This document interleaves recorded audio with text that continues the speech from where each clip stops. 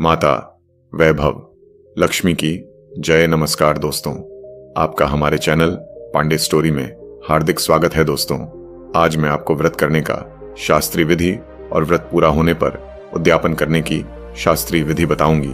व्रत की कथा कौन कौन सी करनी है और व्रत करते वक्त पालन करने के नियम, प्रथम फल न देने पर उसकी वजह, श्री लक्ष्मी महिमा, श्री वैभव लक्ष्मी के किस्से, श्री यंत्र, श्री लक्ष्मी माता की 8 स्वरूप की छवियां आदि संपूर्ण बातें मैं आपको विस्तार से बताऊंगी। दोस्तों, अगर आप हमारे चैनल पर नए आए हैं तो प्लीज लाइक और सब्सक्राइब करें, और आपको अगर कोई दिक्कत हो तो प्लीज मुझे कमेंट में जरूर बताएं। बहनों, माता वैभव लक्ष्मी का व्रत बाद ही कल्याणकारी है। दोस्तों, ये व्रत शीघ्र ही फलदायी है, किंतु फल ना दे तो 3 माह के बाद यह व्रत फिर से शुरू करना चाहिए, और जब तक मनोकामना पूरी ना हो तब तक यह व्रत 3-3 महीने में करते रहना चाहिए, तो कभी भी इसका फल अवश्य ही मिलता है। दोस्तों, वैभव लक्ष्मी व्रत करने का नियम 1, यह व्रत सौभाग्यशाली स्त्रियां करें तो उनको अति उत्तम फल मिलता है,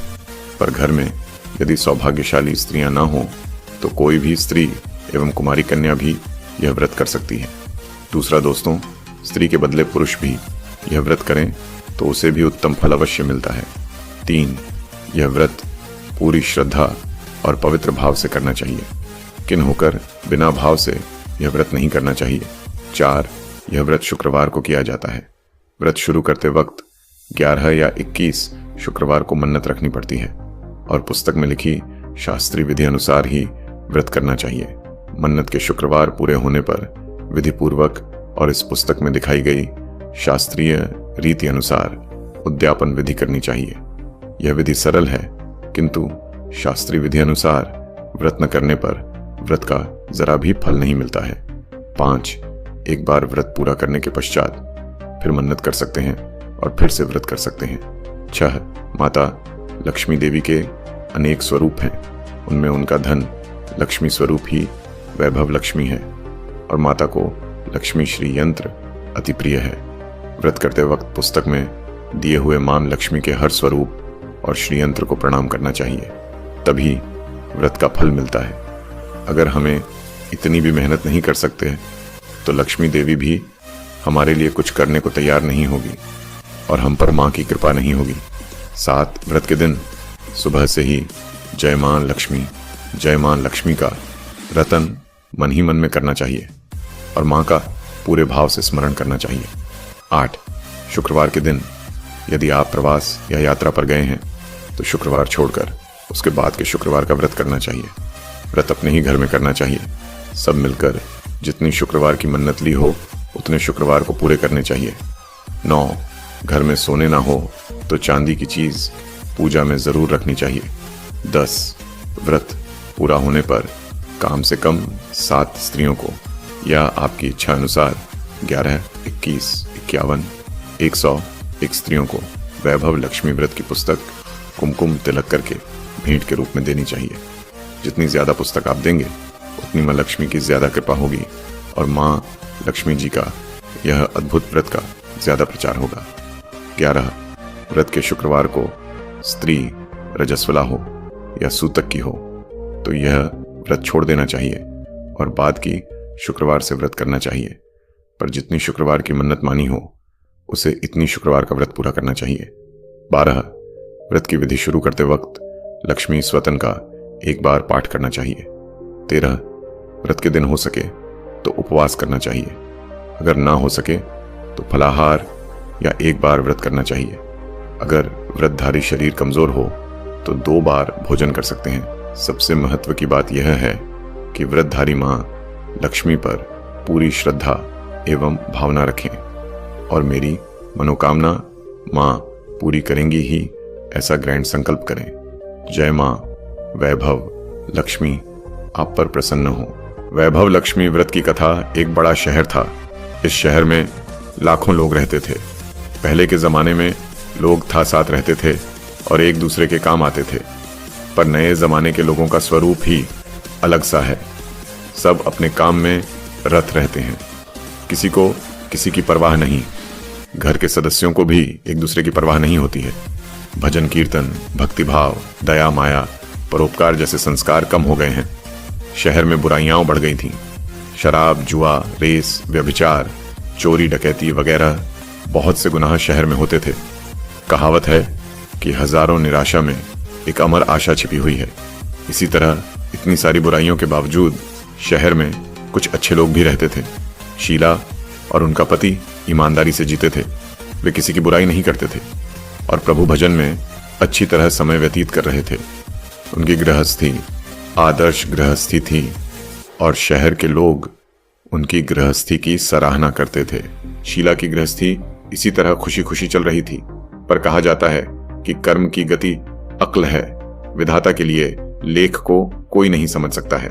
इंसान का नसीब पल भर में राजा को रंक बना देता है और रंक को राजा। शीला के पति के अगले जन्म के कर्म भोगने को बाकी रह गए होंगे कि वह पूरे लोगों से दोस्ती कर बैठा। वह जल्द से जल्द करोड़पति होने का सवा देखने लगा। इसलिए वह गलत रास्ते पर चढ़ गया और करोड़पति की बजाय रोड़पति बन गया, यानी रास्ते पर भटकते भिखारी जैसी उसकी हालत हो गई थी। शहर में शराब, जुआ, रेस, चरैस, गांजा वगैरह बदियां फैली हुई थीं। उसमें शीला का पति भी फंस गया। दोस्तों के साथ उसे भी शराब की आदत हो गई। जल्द से जल्द पैसे वाला बनने को लालच में दोस्तों के साथ रेस, जुआ भी खेलने लगा। इस तरह बचाई हुई धनराशि, पत्नी के गहने, सब कुछ रेस जुए में गंवा दिया था। इस तरह एक वक्त ऐसा भी था कि वह सुशील पत्नी शीला के साथ मजे में रहता था और प्रभु भजन में सुख शांति से वक्त व्यतीत करता था। उसके बजाय घर में दरिद्रता और भुखमरी फैल गई। सुख से खाने की बजाय 2 वक्त भोजन के लाले पड़ गए और शीला को पति की गालियां खाने का वक्त आया था। शीला सुशील और संस्कारी स्त्री थी। उसको पति के बर्ताव से बहुत दुख हुआ, किंतु वह भगवान पर भरोसा करके बड़ा दिल रखकर दुख सहने लगी। कहा जाता है कि सुख के पीछे दुख और दुख के पीछे सुख आता ही है, इसलिए दुख के बाद सुख आएगा ही। ऐसी श्रद्धा के साथ शीला प्रभु भक्ति में लीन रहने लगी। इस तरह शीला असह्य दुख सहते सहते प्रभु भक्ति में वक्त बिताने लगी। अचानक एक दिन दोपहर को उनके द्वार पर किसी ने दस्तक दी। शीला सोच में पड़ गई कि मुझ जैसे गरीब के घर इस वक्त कौन आया होगा। फिर भी द्वार पर आए हुए अतिथि का आदर करना चाहिए, ऐसे आर्य धर्म के संस्कार वाली शीला ने खड़े होकर द्वार खोला। देखा तो सामने एक माँ जी खड़ी थी। वे बड़ी उम्र की लगती थी, किंतु उनके चेहरे पर अलौकिक तेज निखर रहा था। उनकी आंखों में से मानी अमृत बह रहा था। उनका भव्य चेहरा करुणा और प्यार से छलकता था। उनको देखते ही शीला के मन अपार शांति छा गई। वैसे शीला इस माँ जी को पहचानती न थी, फिर भी उनको देखकर शीला के रोम रोम में आनंद छा गया। शीला माँ जी को आदर के साथ घर में ले आई। घर में बिठाने के लिए कुछ भी नहीं था, अतः शीला ने सकुचाकर एक फटी हुई चद्दर पर उनको बिठाया। माँ जी ने कहा, क्यों पहचाना नहीं? शीला ने सकुचाकर कहा, माँ, आपको देखते ही बहुत खुशी हो रही है, बहुत शांति हो रही है। ऐसा लगता है कि मैं बहुत दिनों से जिसे ढूंढ रही थी वे आप ही हैं, पर मैं आपको पहचान नहीं सकती। माँ जी ने हंसकर कहा, क्यों भूल गई? हर शुक्रवार को लक्ष्मी जी के मंदिर में भजन कीर्तन होते हैं, तब मैं भी वहां आती हूँ। वहां शुक्रवार को हम मिलते हैं। पति गलत रास्ते पर चढ़ गया, तब से शीला बहुत दुखी हो गई थी और दुख की मारी वह लक्ष्मी जी के मंदिर में भी नहीं जानती। बाहर के लोगों के साथ नजर मिलाते भी उसे शर्म लगती थी। उसने याददाश्त पर जोर दिया। यह माँ जी याद नहीं आ रहे थे। तभी माँ जी ने कहा, तू लक्ष्मी जी के मंदिर में कितने सर भजन गाती थी, अभी अभी तू दिखाई नहीं देती थी, इसलिए मुझे हुआ कि तू क्यों नहीं आती है, कहीं बीमार तो नहीं हो गई है। ऐसा सोचे कर मैं तुझे मिलने चली आई है। माँ जी के अति प्रेम भरे शब्दों से शीला का हृदय पिघल गया। उसकी आंखों में आंसू आ गए। माँ जी के सामने वह बिलख बिलकर रोने लगी। ये देखकर माँ जी शीता के नजदीक सरके और उसको घिसकती पीठ पर प्यार भरा हाथ फेरकर सांत्वना देने लगे। माँ जी ने कहा, बेटी, सुख और दुख तो धूप और छांव जैसे होते हैं। सुख के पीछे दुख आता है तो दुख के पीछे सुख भी आता है। धैर्य रखो बेटी। और तुझे क्या परेशानी है? तेरे दुख की बात मुझे सुना, तेरा मन भी हल्का हो जाएगा और तेरा दुख का कोई उपाय भी मिल जाएगा। माँ जी की बात सुनकर शीला के मन को शांति मिली। उसने माँ जी को कहा, माँ, मेरी गृहस्थी में भरपूर सुख और खुशियां थीं। मेरे पति भी सुशील थे। भगवान की कृपा से पैसे की बात में भी हमें संतोष था। हम शांति से गृहस्थी चलाते ईश्वर भक्ति में अपना वक्त व्यतीत करते थे। यकायक हमारा भाग्य हमसे रूठ गया। मेरे पति को बुरी दोस्ती हो गई।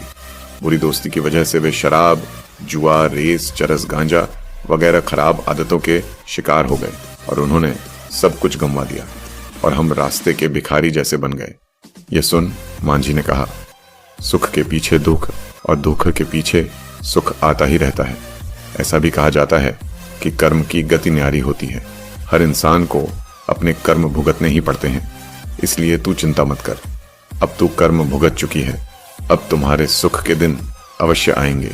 तुम तो माँ लक्ष्मी जी की भक्त हैं। माँ लक्ष्मी जी तो प्रेम और कार्य है। वे अपने भक्तों पर हमेशा ममता रखती हैं। इसलिए तू धैर्य रख के माँ लक्ष्मी जी का व्रत कर, इससे सब कुछ ठीक हो जाएगा। माँ लक्ष्मी जी का व्रत करने की बात सुनकर शीला के चेहरे पर चमक आ गई। उसने पूछा, माँ लक्ष्मी जी का व्रत कैसे किया जाता है, वह मुझे समझाइए, मैं यह व्रत अवश्य करूंगी। माँ जी ने कहा, बेटी, माँ लक्ष्मी जी का व्रत बहुत सरल है। उसे वरद लक्ष्मी व्रत या वैभव लक्ष्मी व्रत कहा जाता है। यह व्रत यश प्राप्त करता है। ऐसा कहकर मां जी वैभव लक्ष्मी व्रत को विधि कहने लगी। बेटी, वैभव लक्ष्मी व्रत वैसे तो सीधा सादा व्रत है, किंतु कई लोग यह व्रत गलत तरीके से करते हैं, अतः उसका फल नहीं मिलता। कई लोग कहते हैं कि सोने के गहने की हल्दी कुमकुम से पूजा करो, बस व्रत हो गया, पर ऐसा नहीं है। कोई भी व्रत शास्त्रीय विधि पूर्वक करना चाहिए, तभी उसका फल मिलता है। सिर्फ सोने के गहने की पूजा करने से फल मिल जाता हो तो सभी आज लखपति बन गए होते। सच्ची बात यह है कि सोने के गहनों का विधि पूजन करना चाहिए। व्रत को उद्यापन विधि भी शास्त्रीय विधि मुताबिक करनी चाहिए, तभी यह वैभव लक्ष्मी व्रत फल देता है। यह व्रत शुक्रवार को करना चाहिए। सुबह में स्नान करके स्वच्छ कपड़े पहनी और सारा दिन मन में जय माँ लक्ष्मी का रटन करते रहो। किसी की चुगली नहीं करना चाहिए। शाम को पूर्व दिशा में मुंह रख सकें, इसी तरह आसन पर बैठ जाओ। इस तरह माँ की प्रार्थना करके माँ लक्ष्मी जी का धनलक्ष्मी स्वरूप को भाव से वंदन करो। माँ जी के पास से वैभव लक्ष्मी व्रत की शास्त्रीय विधि सुनकर शोला भाव विभोर हो उठी। उसे लगा मानो सुख का रास्ता मिल गया है। उसने आंखें बंद करके मन ही मन उसी क्षण संकल्प लिया कि हे वैभव लक्ष्मी माँ, मैं भी माँ जी के कहे मुताबिक श्रद्धा से शास्त्रीय विधि अनुसार वैभव लक्ष्मी व्रत 21 शुक्रवार तक करूंगी और व्रत की शास्त्रीय विधि अनुसारम उद्यापन विधि करूंगी।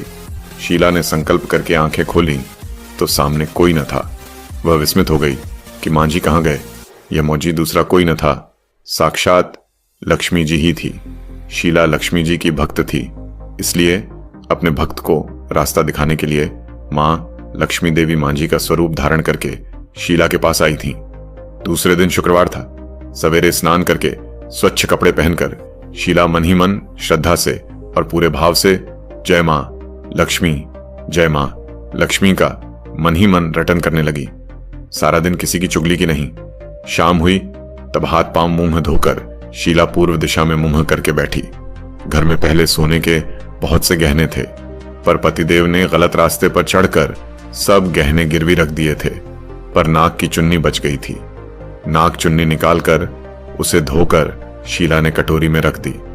सामने पाटे पर रूमाल रखकर मुट्ठी भर चावल का ढेर किया। उस तांबे का कलश पानी भरकर रखा, उसके ऊपर चुन्नी वाली कटोरी रखी। फिर मां जी ने कही थी वह शास्त्रीय विधि अनुसार वंदन, स्तवन और पूजा वगैरह किया और घर में थोड़ी शक्कर थी, वह प्रसाद में रखकर वैभव लक्ष्मी व्रत किया। ये प्रसाद पहले पति को खिलाया। प्रसाद खाते ही पति के स्वभाव में परला पड़ गया। उस दिन उसने शीला को मारा नहीं, सताया भी नहीं। शीला की बहुत आनंद हुआ। उनके मन में वैभव लक्ष्मी व्रत के लिए श्रद्धा बढ़ गई। शोला ने पूर्ण श्रद्धा भक्ति से 21 शुक्रवार तक वैभव लक्ष्मी छत किया। 21वें शुक्रवार को मौजी के कहे मुताबिक उद्यापन विधि करके 7 स्त्रियों को वैभव लक्ष्मी व्रत की 7 पुस्तकें उपहार में दी। फिर माताजी के धन लक्ष्मी स्वरूप की छवि को बंधन करके भाव से मन ही प्रार्थना करने लगी। हे माँ धनलक्ष्मी, मैंने आपका वैभव लक्ष्मी व्रत करने की मन्नत मानी थी। यह व्रत आज पूर्ण किया है। हे माँ, मेरी हर विपत्ति दूर करो, हमारा सबका कल्याण करो। जिसे संतान ना हो उसे संतान देना, सौभाग्यवती स्त्री का सौभाग्य अखंड रखना, कुंवारी लड़की को मन भावन पति देना। जो आपका यह चमत्कारी वैभव लक्ष्मी व्रत करे उनकी सब विपत्ति दूर करना, सबको सुखी करना। हे माँ, आपकी महिमा अपार है। ऐसा बोलकर लक्ष्मी जी के धनलक्ष्मी स्वरूप की छवि को प्रणाम किया। इस तरह शास्त्रीय विधि पूर्वक शीला ने श्रद्धा से व्रत किया और तुरंत ही उसे फल मिला। उसका पति गलत रास्ते पर चला गया था। वह अच्छा आदमी हो गया और कड़ी मेहनत करके व्यवसाय करने लगा। माँ लक्ष्मी जी के वैभव लक्ष्मी व्रत के प्रभाव से उसको ज्यादा मुनाफा होने लगा। उसने तुरंत शीला के गिरवी रखे गहने छुड़ा लिए। घर में धन की बाढ़ सी आ गई। घर में पहले जैसी सुख शांति छा गई। वैभव लक्ष्मी व्रत का प्रभाव देखकर मोहल्ले की दूसरी स्त्रियां भी शास्त्रीय विधि पूर्वक वैभव लक्ष्मी व्रत करने लगी। हे माँ लक्ष्मी, आप जैसे शीला पर प्रसन्न हो, इसी तरह आपका व्रत करने वाले सब पर प्रसन्न हो, सबको सुख शांति देना। जय लक्ष्मी माँ, जय वैभव लक्ष्मी माँ।